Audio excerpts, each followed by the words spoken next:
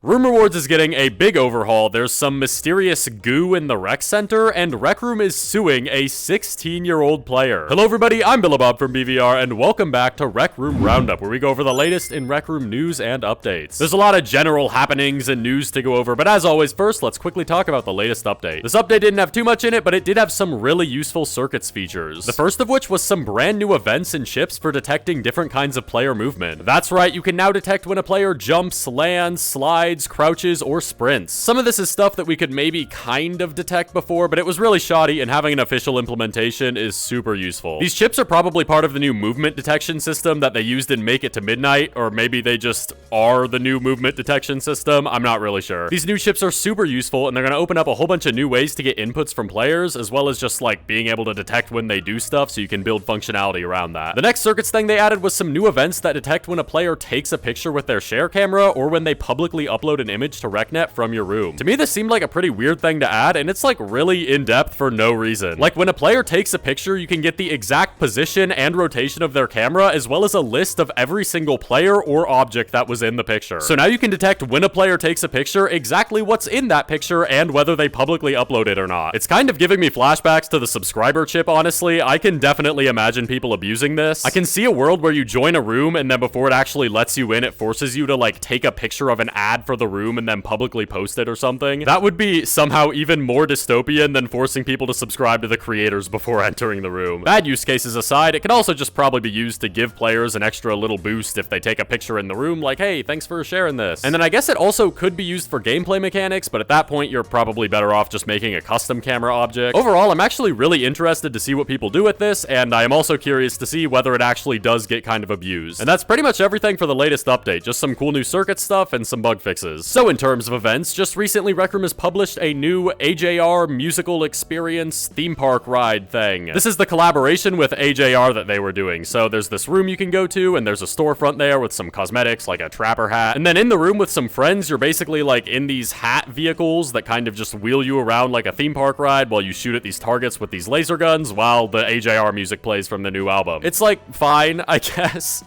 I don't know, it's like exactly what you'd expect. It's pretty good, I guess. If you like AJR, then you can probably check it out, but otherwise I wouldn't exactly say it's a must-see experience. Next up, starting in the month of November, Rec Room is doing a big overhaul to Room Rewards. Room Rewards is always so difficult to explain, and also just Room Rewards is kind of difficult to say and pronounce. Room Rewards.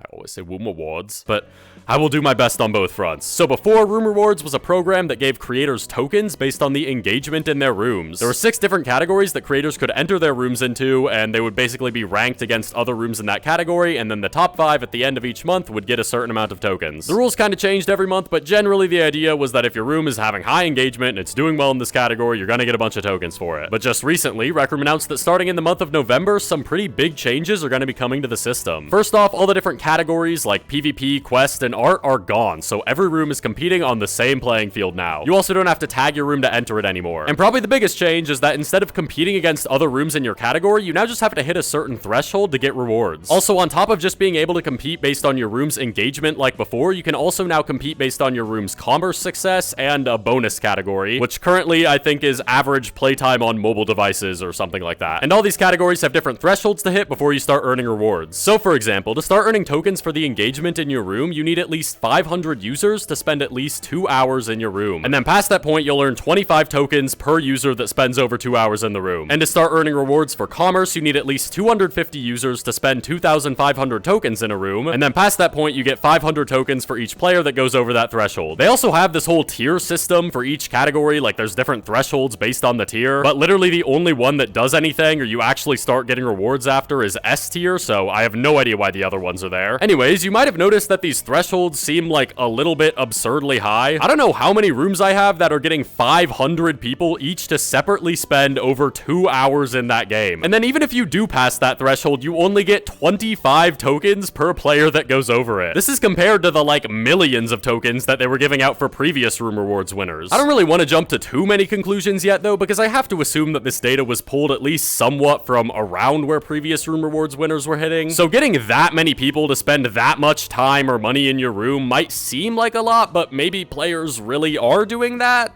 I don't know. We're gonna have to wait and see what the earnings are like after this first month to come to a real conclusion. One thing that I can say with confidence, though, is that this essentially kills any quest or art rooms. Quest and art rooms usually don't have a bunch of purchasables, and also they're usually kind of one-and-done experiences, so you can't get players to spend a ton of time in them, which was fine before because they had their own separate category and they were only competing against other quest or art rooms. But now that they have to be on the same playing field as game and hangout rooms that can get players to spend a whole bunch of time in them just staying in there forever, it is not looking great for room rewards on the art and quest front, which really sucks because that was one of the main ways you could monetize an art or quest room, like without putting a bunch of keys in it and stuff. But yeah, as someone who had rooms winning under the old system somewhat consistently, I'll make sure to report to you all what the earnings are like under the new system compared to that. We're just gonna have to wait and see. My opinion is kind of leaning toward negative, but we'll see. I don't know. We'll see. All right, next up is a pretty big one. Rec Room is suing a 16-year-old kid for hacking. You might remember a while ago how people were constantly getting Maker Pen access in the rec center and like building stuff and spawning bosses and stuff like that. And people even started hacking in the rec center these advertisements for these Discord servers where you could go and buy your own hacks. Well, it just came out recently that Rec Room is launching a full-on lawsuit against the kid that created a lot of these hacks and created the most popular hack-selling Discord server. Along with all of that, the lawsuit details a whole bunch of other stuff that they apparently did, like putting a lot of stuff in the rec center that definitely should not be in the rec center and I can't show in this video, but you know what I mean. I actually interviewed this hacker quite a while ago because I was planning on making a video about like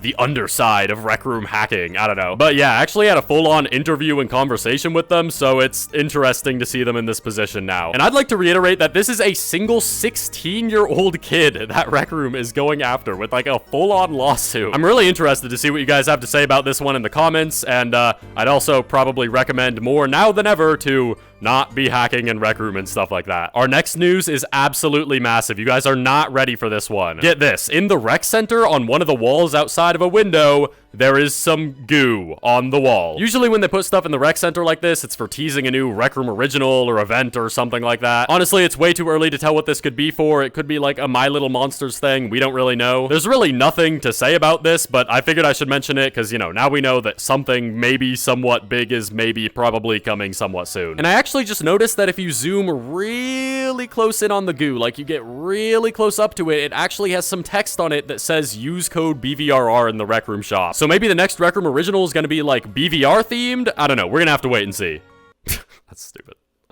Next up is just some small stuff. Last week, Rec Room was going to release a brand new S astronaut set, you know, another lore set like they do. And the price of that set was listed as 50,000 tokens, and people went absolutely ballistic about this. I think the community is really fed up with all of these super overpriced lore items, and especially so considering that this one is just a retexture of an item that already exists. But whatever, right? People always complain whenever Rec Room releases something new and expensive. But what was different this time is that Rec Room actually listened, and they dropped the price of the set down to around 30,000 tokens instead. Could this be the start of Rec Room turning over a new leaf and not releasing any more super expensive outfit items? Probably not, but they did do it this one time, so I don't know. I mean, 30,000 is still really expensive, so. I think that the moral of the story that Rec Room wanted everyone to get from this is that we should all definitely keep complaining about this stuff because it works sometimes. Next is something I just thought was kind of funny. Rec Room did a little update to the chatting system, but in this update, they accidentally forgot to restrict players from being able to chat with rich text, which essentially allows you to change the color of it and rotate it and style it and all of that. So now with using rich text tags, you can do a whole bunch of crazy stuff in Rec Room chat because they just forgot to restrict it. This is kind of funny because a whole bunch of years back, Rec Room did the exact same mistake with buttons, which allowed people to use transparent text on buttons, which was how people did glass for a really long time. So I don't know, I thought they would have just learned their mistake from rich text buttons, but I guess they made the same one again. Here is this week's weekly rotation of items. I'm actually trying to hit 100k now before the end of the year, so if you aren't subscribed already and you want to support me, then